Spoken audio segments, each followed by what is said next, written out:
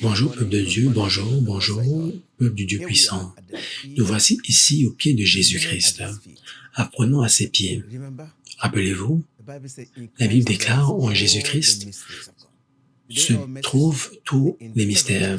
Notre message aujourd'hui, l'intégrité de la révélation de Dieu. Je répète, l'intégrité de la révélation de Dieu. C'est notre message aujourd'hui.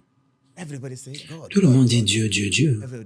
Tout le monde croit que nous avons Dieu et il y a un Dieu, le vrai Dieu, le créateur du ciel et de la terre. Même Paul l'a dit, les démons savent qu'il y a un Dieu et ils tremblent dans la crainte de son jugement. Qu'en est-il de nous, les êtres humains? Jésus-Christ est venu et a dit Dieu est esprit, que ceux qui l'adorent doivent le faire en esprit et en vérité. Et il a dit à la femme samaritaine dans Jean 4, versets 20 à 21, « Vous adorez ce que vous ne connaissez pas. Comment puis-je adorer ce que je ne connais pas? Comment puis-je être en relation avec quelqu'un que je ne connais pas? Je ne le connais pas, mais il me connaît. Il connaît tout vous concernant, il connaît tout me concernant et il veut se révéler à vous. Ça, c'est le Dieu puissant dont nous parlons. Nous parlons de l'intégrité et de la révélation de Dieu. Laissez-moi vous amener dans le livre de 1 Timothée, chapitre 3, un verset que nous connaissons tous, mais aujourd'hui nous allons en parler. Sans controverse, grand est le mystère de la piété. Oui, cela est vrai, cela n'est pas vrai. Nous débattons, certains disent cela est vrai.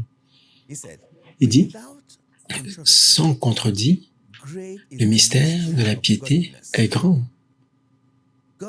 Celui qui a été manifesté en chair, justifié par l'Esprit, vu des anges, prêché aux gentils, cru dans le monde, élevé dans la gloire. Lisons à nouveau. Et sans contredire le mystère de la piété est grand. Celui qui a été manifesté en chair, l'Éternel, le Dieu immortel, invisible que personne ne peut voir, a été manifesté en chair, justifié par l'Esprit, vu des anges, prêché aux gentils, cru dans le monde, élevé dans la gloire. L'intégrité de la révélation de Dieu. Dieu est esprit. Comme Moïse, dans le livre d'Exode, chapitre 3, voulait connaître Dieu, Dieu l'a appelé à côté du buisson ardent. Il a vu du feu, la gloire de Dieu. Dieu lui a dit, « Je suis le Dieu d'Abraham, le Dieu d'Isaac, le Dieu de Jacob. » Dieu s'est révélé à ses prophètes, Moïse. Moïse ne pouvait simplement voir le feu, mais ne pouvait pas voir le visage. Dieu a dit, « Retire tes sandales parce que je te tiens sur une terre sainte. » Et alors, qu'est-ce qui s'est produit? Dieu lui a parlé, « Moïse, Moïse, Moïse. » Plus tard, Moïse, dans Exode 33, a dit à Dieu, « Dieu, montre-moi tes voies, afin que je te connaisse davantage. » Il a dit, « Montre-moi ta gloire. Je veux voir ta gloire. » C'est ce que Moïse a demandé à Dieu. Pourquoi est-ce que Moïse a demandé cela à Dieu? Parce qu'il voulait connaître les voies de Dieu. Les voies de Dieu sont les voies du mystère. Tout ce qui concerne Dieu est esprit. C'est pour cela que nous disons des mystères. Les choses de l'esprit sont les choses que notre connaissance humaine, notre imagination mentale ne peuvent pas forcément comprendre. Elles sont au-delà de la dimension de l'intellect humain, de sa compréhension. Ça prend la révélation pour voir Dieu. Ça prend la révélation pour entendre la voix de Dieu. Ça prend la révélation pour percevoir la pensée et la volonté de Dieu. Cela veut dire que la seule façon dont l'homme peut connaître les mystères et connaître Dieu, c'est la révélation. Maintenant, vous entendez ce que l'apôtre Paul a dit. Le même Paul qui a persécuté l'Église et a rejeté Jésus et les chrétiens, il a dit, plus tard, lorsqu'il a eu une rencontre avec le Seigneur et il s'en allait à Damas, la révélation est venue. Il s'est tenu pour témoigner pour vous et moi et pour toutes les personnes qui viennent après nous. Ça, c'est la parole qui se tient pour toujours. Sans controverse, grand est le mystère de Dieu. Dieu a été manifesté dans la chair, justifié par l'Esprit, vu des anges, prêché aux gentils, cru dans le monde, élevé dans la gloire. Il parle de Jésus-Christ. Il dit que Jésus-Christ est l'impersonnalisation de Dieu lui-même. Quel mystère! Les pharisiens, les sadducéens, les enseignants de la loi ne comprenaient pas cela. Pour eux, c'était le plus grand blasphème qu'ils n'avaient jamais entendu. Que cet homme s'est semblable au Dieu puissant. Donc, définitivement, ils ont pris le plus haut jugement, la plus haute sanction, qui était la peine de mort. Tout le monde ne pouvait pas comprendre cela, c'était le mystère. Et ce que l'Écriture dit, que Dieu a visité son peuple. Le Seigneur l'a dit dans l'Ancien Testament, que qui l'a cru, personne n'espérait que Dieu se manifeste de la façon dont il s'est manifesté en Christ. Nous parlons de l'intégrité de la révélation de Dieu. Paul, comme un pharisien, il avait beaucoup de connaissances de la doctrine de Moïse. Il dit, il n'y a pas de plus grande révélation que ce que Moïse a reçu. Il n'y a pas de plus grande révélation que la loi. Mais il ne savait pas quelque chose, que la plus grande alliance venait, que Dieu avait promis dans la loi, dans le livre de Jérémie 31, que j'aurais une nouvelle alliance. Cette alliance devait être différente. Elle est différente de ce que j'avais eu avec ce peuple que j'ai sorti d'Égypte. Mais cette alliance, j'écrirai ma loi dans leur cœur et je mettrai cela dans leur pensée. Ézéchiel a reçu la même chose. Au chapitre 36, Dieu a parlé à travers les mystères des prophètes, à travers les générations. Personne ne l'a compris. Il savait qu'il y avait une promesse, un Messie promis, mais ne savait pas comment il allait se manifester. Moïse, en qui ils ont cru tellement, leur a averti dans Deutéronome. Jusqu'à présent, le Seigneur ne vous a pas donné des yeux qui peuvent voir, des oreilles qui peuvent entendre. Si vous n'avez pas des yeux qui peuvent voir ou des oreilles qui peuvent entendre, comment allez-vous savoir qui est Jésus-Christ? Dans 1 Corinthiens 12, verset 3, Paul a dit, « Personne ne peut dire Jésus-Christ est une malédiction si vous êtes guidé par l'Esprit de Dieu. Et personne ne peut dire Jésus-Christ est Seigneur, à moins que vous êtes guidé par le Saint-Esprit. » Cela veut dire, ça prend l'Esprit de Dieu pour connaître qui est Jésus-Christ. Quand Jésus-Christ est venu sur la terre, quel est le message qu'il est venu apporter à chacun d'entre nous? Matthieu, chapitre 4, verset 17 a dit, « Repentez-vous, car le royaume des cieux est proche. » Quelle est la signification de cela? Jésus-Christ vous dit à vous et à moi, cherchez premièrement le royaume des cieux et sa justice. Et toute autre chose, ça veut dire que toute chose sur la terre vous sera donnée. C'est ce qu'il a dit. Laissez-moi vous amener dans le livre de Colossiens, chapitre 2. Nous allons étendre à partir de là. Quand Jésus-Christ est venu, il a commencé à appeler Dieu Père. Et j'en dis, mais qui es-tu pour appeler Dieu Père? Ça, c'est le fils de Marie, c'est le fils de Joseph. Ses frères sont là, Jude est là, et tous sont là. Comment peut-il dire, je viens du ciel? Comment peut-il dire qu'il est son père? Nous connaissons son père et nous connaissons sa mère. Qu'est-ce qu'il est en train de dire? Il a dit, mon père, ma mère, mes frères sont ceux-là qui font la volonté de mon père qui est dans les cieux. Quand Joseph et Marie ont retrouvé Jésus dans le temple, nous te cherchions. Il leur a dit, ne savez-vous pas que je dois faire prendre soin des affaires de mon Père dans son royaume dès cet âge. C'est un mystère. Je vous dis à vous croyants aujourd'hui, parce que nous appelons le nom de Jésus-Christ chaque jour, il est le centre de notre vie, le centre de notre foi. Nous appelons le nom de Jésus du matin au soir. Lorsque nous prions au nom de Jésus, tout ce que nous faisons au nom de Jésus. Lorsque vous dormez, au nom de Jésus, ça fait partie de notre vie. Vous devez comprendre quel message il est venu donner sur la terre.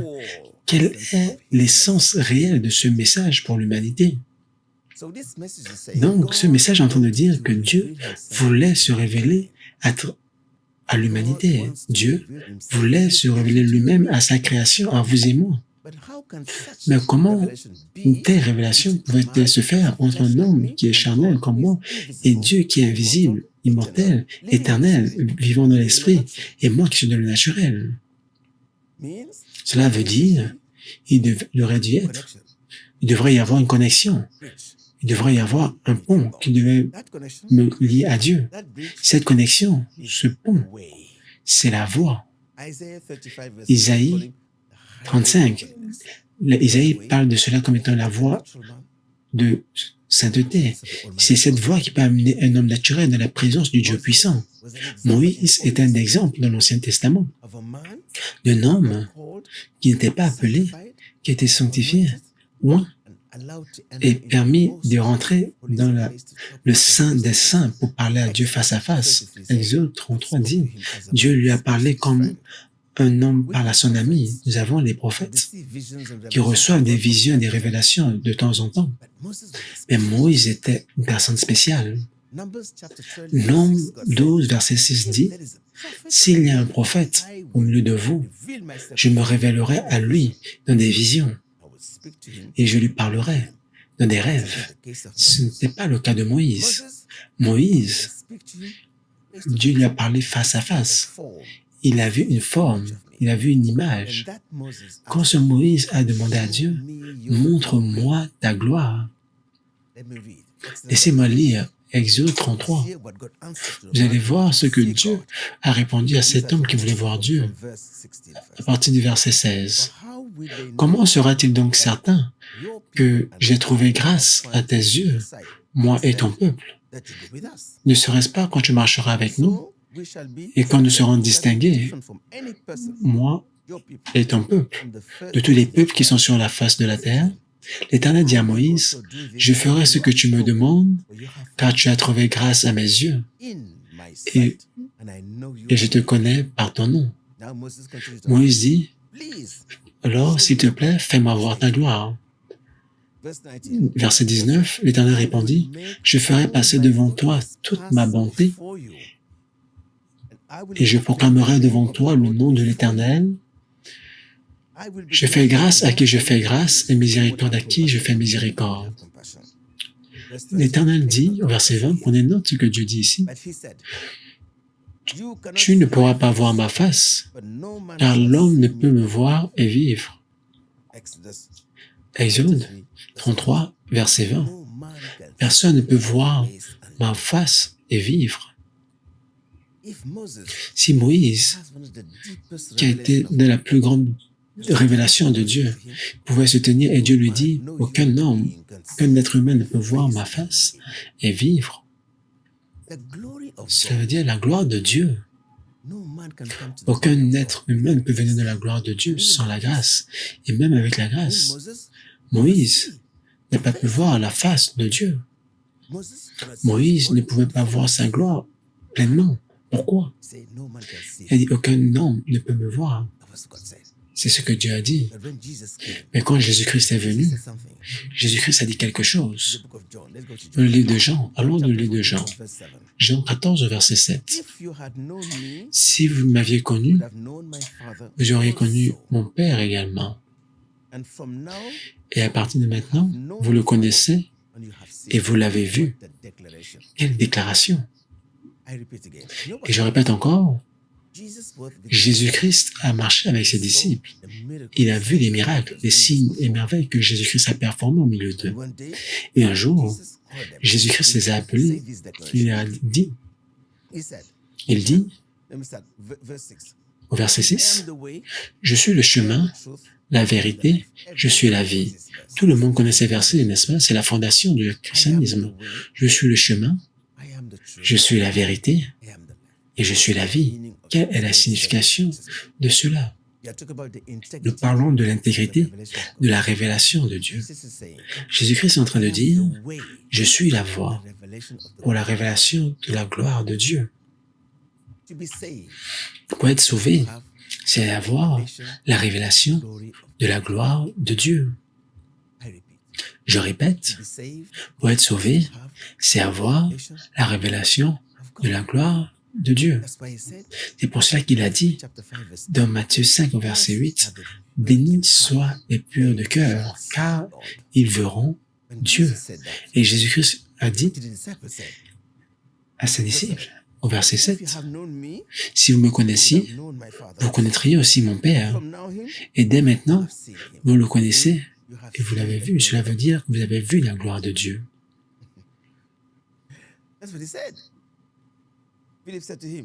Et Pierre lui a dit, « Montre-nous le Père, et cela nous suffit. » C'est ce que Jésus-Christ a dit.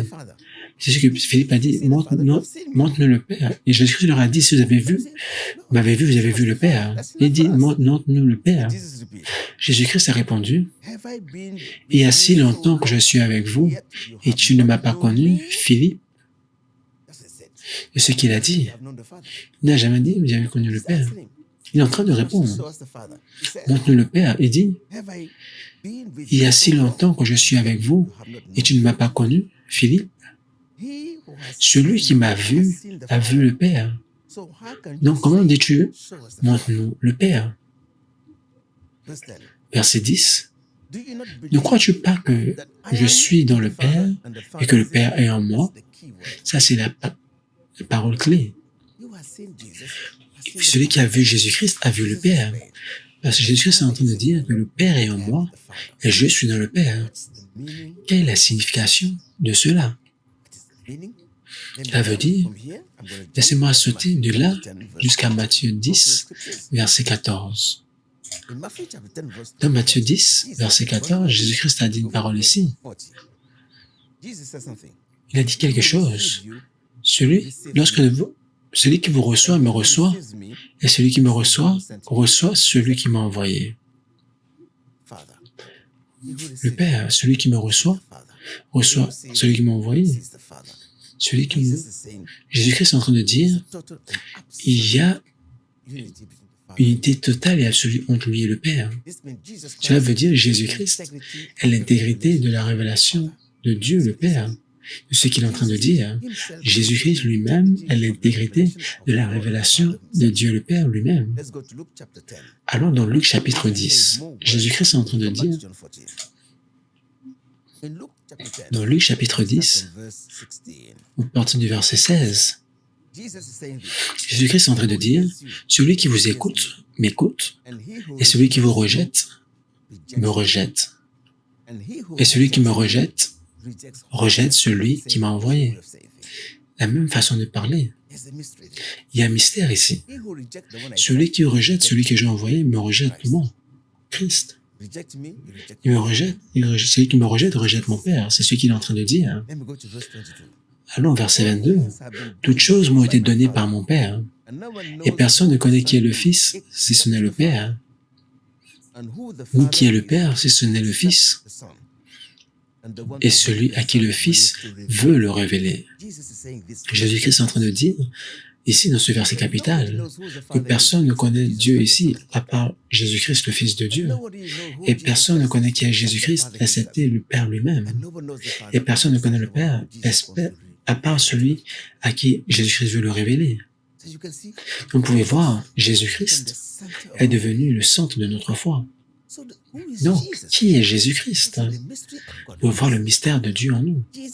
Jésus-Christ a dit clairement, montré direct, sa nature divine n'était pas un homme ordinaire. Jésus-Christ et le Père sont un. Il a ouvert sa bouche. Dans Jean 10, allons dans Jean 10, nous allons élaborer à partir de là. Au verset 29, Mon Père, qui me les a donnés, est plus grand que tous, et personne ne peut les ravir de la main de mon Père. Moi et le Père, nous sommes un. Jean 10, verset 30. C'est là où nous allons étendre notre message aujourd'hui. Jésus-Christ a clairement indiqué que si vous le voyez, vous avez vu le Père. Si vous l'écoutez, vous avez entendu le Père. Si vous le rejetez, vous rejetez le Père. Quelle est la signification de cela?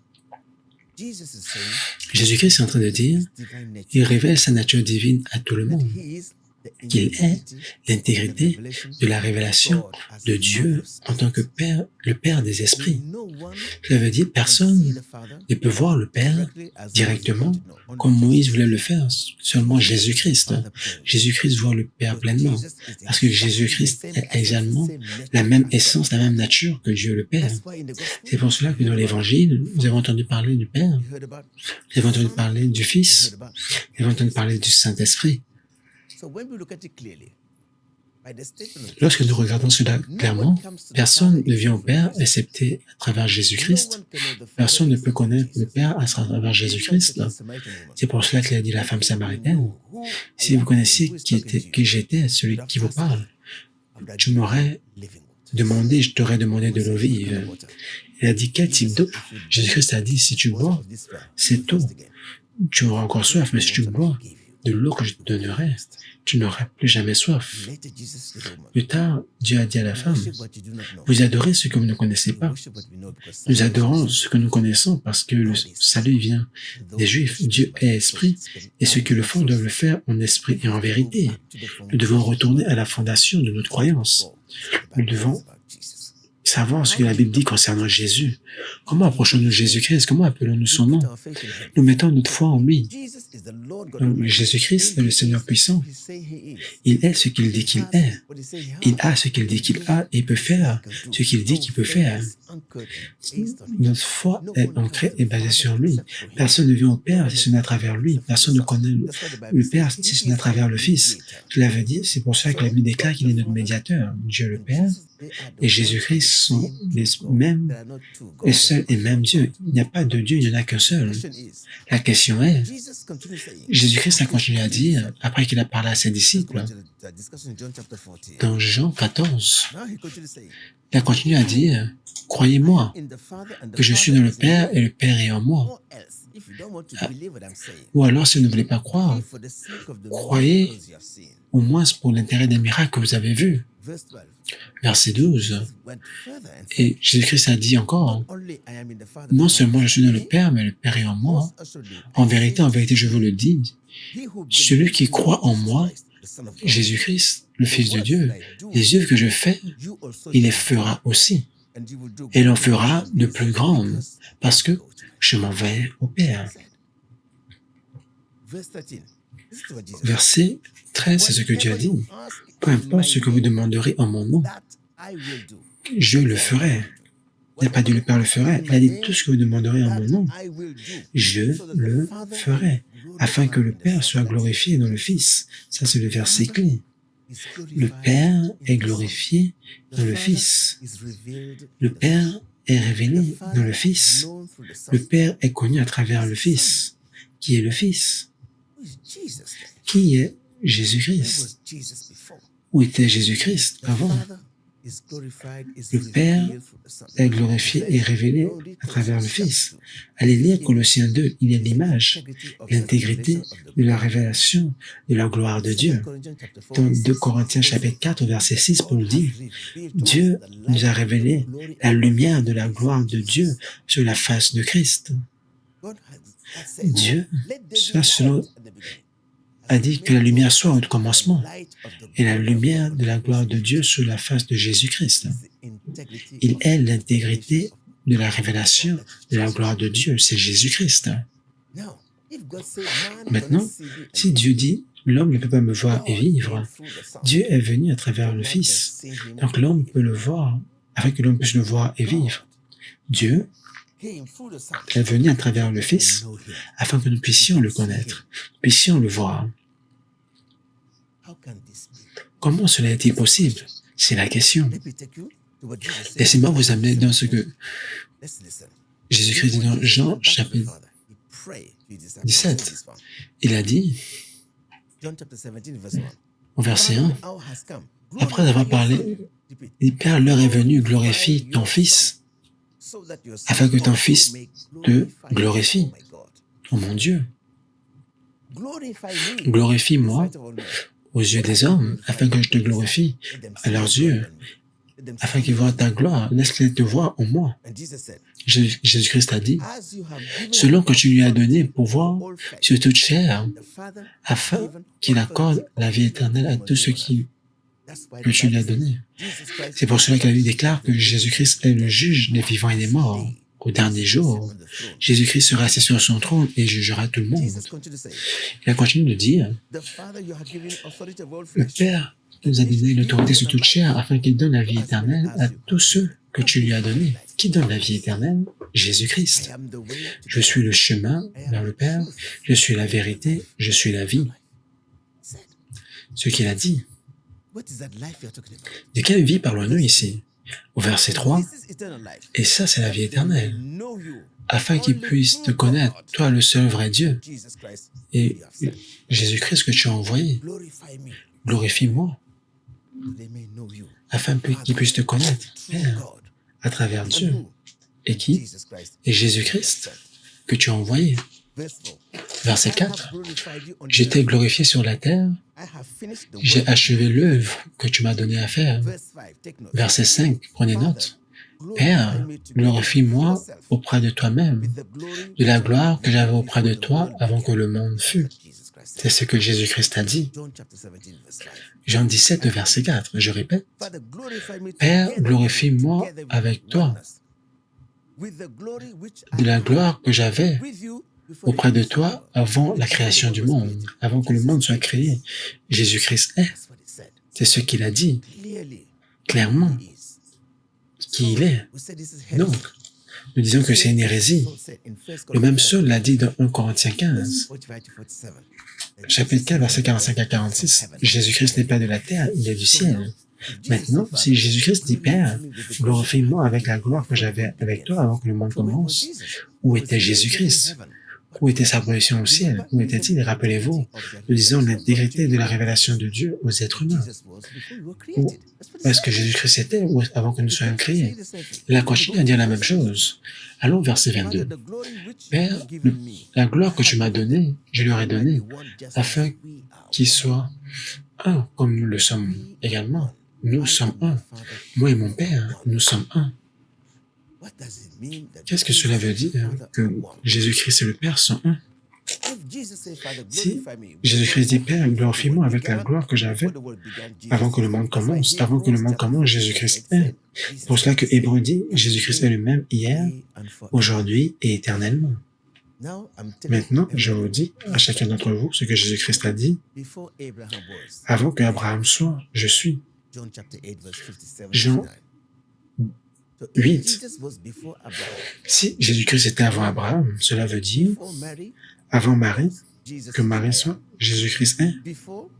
Avant que David soit, Jésus-Christ est. Avant que Moïse soit, Jésus-Christ dit, je suis. Avant que Abraham vienne, il dit, je suis. Alors qui? Alors il a dit, la gloire que j'avais avant que le monde commence. Je le dis afin que nous puissions connaître la fondation de notre foi. La Bible dit, ayez foi en Dieu. Dieu a visité la terre à travers le Fils. Où était le Fils avant? Comment était-il manifesté avant? Quel était son nom au ciel? Alors dans Jean chapitre 4, je lis, quiconque croit que Jésus-Christ est né de Dieu et quiconque l'aime, qui l'a embrassé, aussi l'aime également. Quelle est la différence ici? Quelle est la différence entre Jésus-Christ et nous? Il dit, je suis de le Père et le Père est en moi. Jésus-Christ a la même nature, la même essence que Dieu. Que Christ et le Père sont un, inséparables, omniscients. Voir Jésus-Christ, c'est voir le Père. Voir le Père, c'est voir Jésus-Christ. Il n'y a qu'une seule voix, une seule personne qui est dans la plénitude de Dieu, et c'est Jésus-Christ. Colossiens l'a dit clairement. En Jésus-Christ demeure toute la plénitude de Dieu en esprit. Il est l'impersonnalisation de Dieu. Il s'est tenu là. Il a fait ce qu'aucun homme n'avait fait. Il est en train de dire, 1 Jean chapitre 1 au début, il dit, ce qui était dès le commencement, qu'est-ce qui était au commencement? Personne ne sait. Au commencement était la parole. Au commencement, avant la création, Jésus-Christ l'a appelé la parole. C'était sa position. Dès le commencement, de quelle parole parlons-nous? La parole de vie. Jésus-Christ. Écoutons ce que Jean dit. Ce qui était dès le commencement, ce que nous avons entendu. Qu'est-ce que nous avons entendu? La parole de vie. Ce que nous avons vu de nos yeux. La parole est devenue chair. Elle s'est tenue au milieu de vous. Il a vu la parole. Ce que nous avons contemplé, que nos mains ont touché. Jésus-Christ, la parole est devenue chair. Jean chapitre 1, verset 5, concernant la parole de vie. Jésus-Christ. Quand Jean est en train d'expliquer qui est Jésus-Christ, vous partez dans 1 Jean chapitre 5. Certaines Bibles n'ont pas ce verset, mais c'est un verset capital. Il dit, celui qui croit que Jésus-Christ est le Fils de Dieu a vaincu le monde.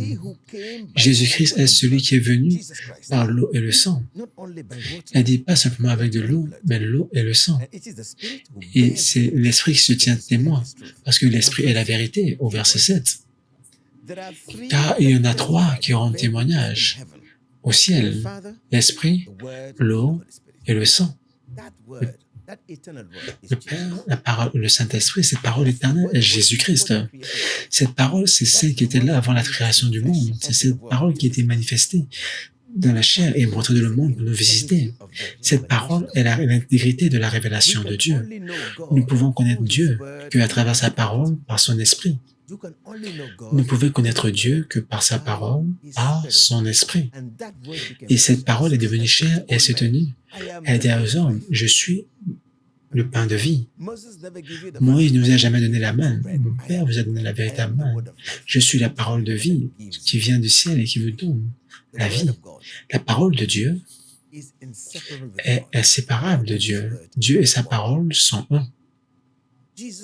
Jésus-Christ va vous révéler Dieu à travers sa parole, par son esprit. Personne ne vient au Père à travers la parole. Cela veut dire que Dieu ne fait rien sans sa parole.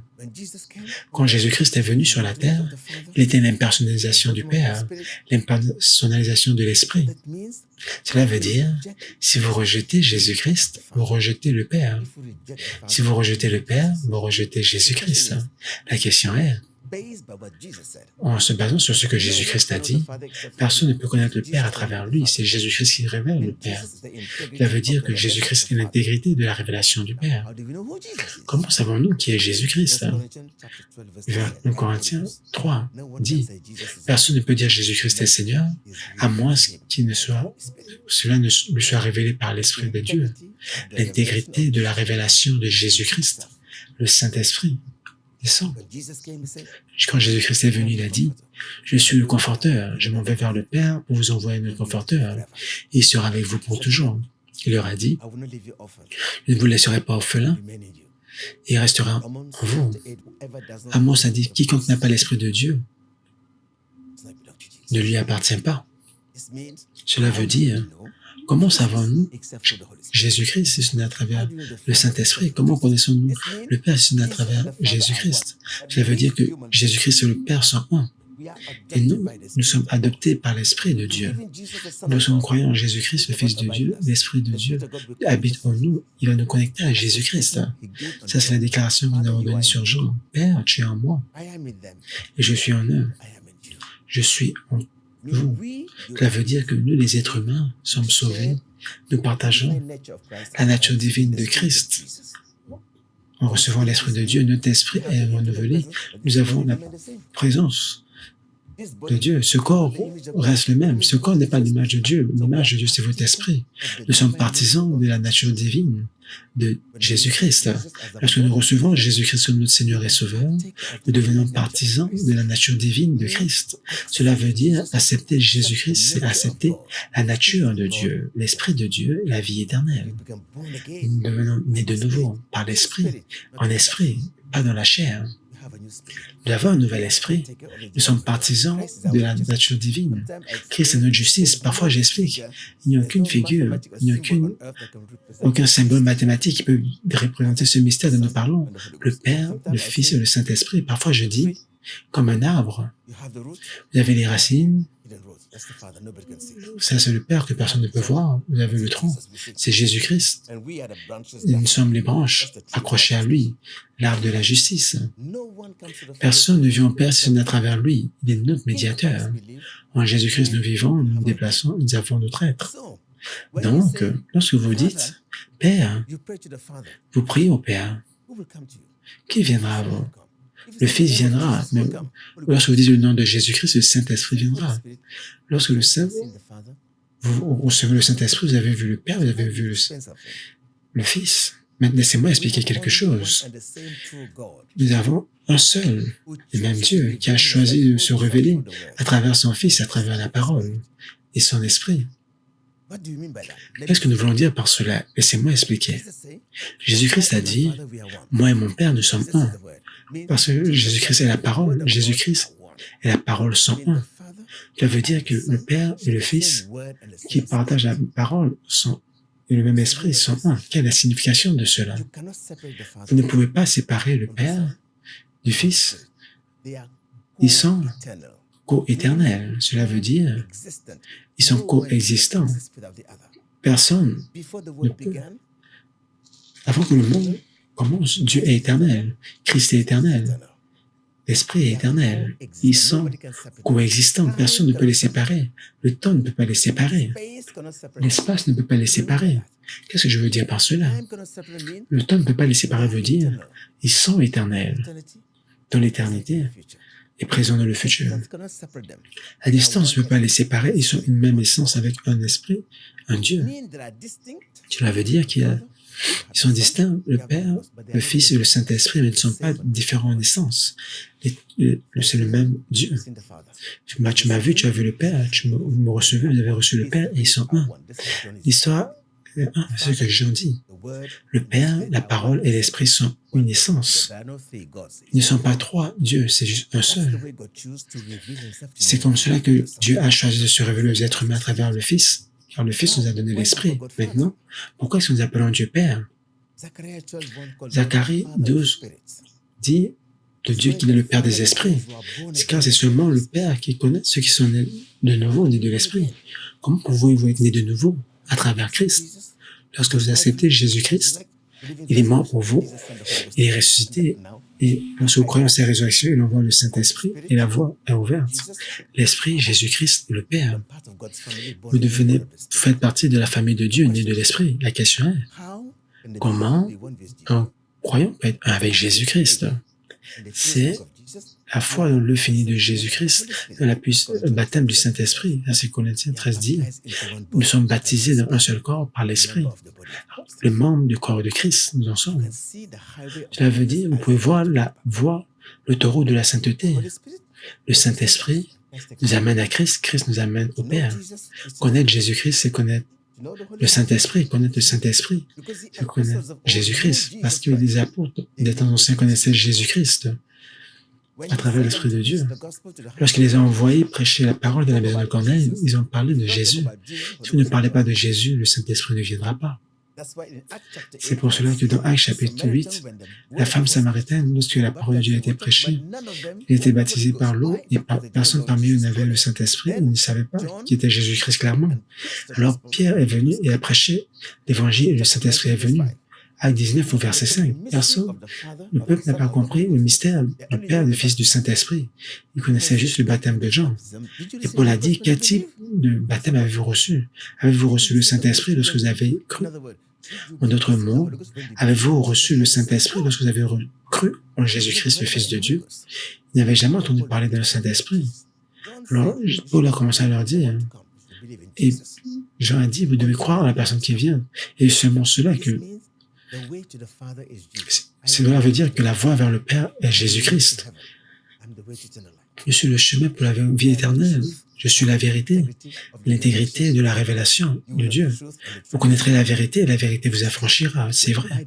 Si vous demeurez dans ma parole, vous connaîtrez la vérité et elle vous affranchira. Jean 17, 17 dit, sanctifie-les par la parole parce que ta parole est vraie. Lorsque la parole de Dieu vient, vous croyez en sa parole, vous agissez sur cela. Vous recevez Jésus-Christ, vous recevez la vie à travers l'Esprit de Dieu. Donc, Dieu est notre Père. Jésus-Christ est le premier-né. Nous sommes tous, par la foi en lui, avons reçu l'adoption de Christ par l'Esprit de Dieu. Donc, l'intégrité de la révélation de Dieu est Jésus-Christ de Nazareth. L'intégrité de la révélation de Dieu, c'est l'Esprit de Dieu. Alors, quelle est-ce que l'intégrité de la révélation du Saint-Esprit? L'intégrité de la révélation de l'Esprit de Dieu est la parole vivante de Dieu, la parole de vie. La différence entre l'esprit négatif et l'esprit de Dieu, c'est la parole de Dieu. Le Saint-Esprit est l'esprit de sainteté. Il n'y a rien, il ne fait rien sur la parole de Dieu. Nous pouvons le connaître qu'à travers la parole de vie de notre cœur. Peu importe ce qu'il dit, c'est pour exécuter la volonté de Dieu dans notre vie. Le Saint-Esprit ne fait rien sur la volonté de Dieu. Donc la parole est le plan de Dieu pour vous, qui guide au salut à Christ. Le don de Dieu pour vous. L'Esprit de Dieu vous aide à accepter cette parole, et cette parole en de votre cœur fait de vous un né de nouveau. Nous sommes nés de nouveau à cause de la parole de vie. La vie d'un chrétien vient de Jésus, et c'est cela. Au nom de Jésus, je veux prier pour chacun d'entre vous. Père, dans le nom de Jésus, nous te remercions. Je prie, Seigneur, ouvre notre cœur à la foi. Donne-nous le don des yeux qui peuvent voir et comprendre qui est Jésus-Christ. Donne-nous le don, Seigneur, de la vie éternelle à travers Jésus-Christ par ton esprit. Ouvre nos yeux pour voir, ouvre nos oreilles pour entendre et comprendre, pour marcher dans l'esprit de Christ. Au nom de Jésus, nous avons prié. Amen.